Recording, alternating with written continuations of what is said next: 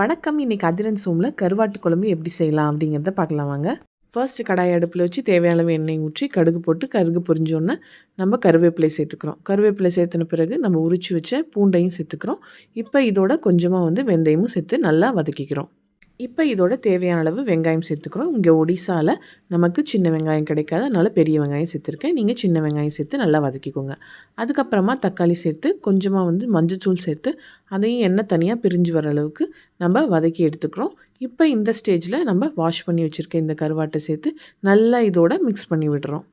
கருவாடு எண்ணெயில் நல்லா வதங்கின பிறகு நம்ம கட் பண்ணி வச்சுருக்க கத்திரிக்காய் இதோடு சேர்த்து கொஞ்சமாக உப்பு சேர்த்து நல்லா வதக்கிக்கிறோம். ஒரு 2 மினிட்ஸ் மூடி போட்டு நல்லா வேக விடுறோம். இதுக்கப்புறமா காரத்திற்கேற்ப மிளகாய்த்தூள், அதுக்கப்புறம் கொத்தமல்லி சேர்த்து நல்லா அதோட பச்சை வாசனை போகிற வரைக்கும் வதக்கி எடுத்துகிட்டு புளிக்கரைசலையும் அதோட நம்ம அரைச்சி வச்சுருந்த இந்த தேங்காயும் சேர்த்து உப்பு சரி பார்த்துட்டு நம்ம நல்லா கொதிக்க விட்டு இறக்கணும்னா மணக்க கருவாட்டு குழம்பு ரெடி.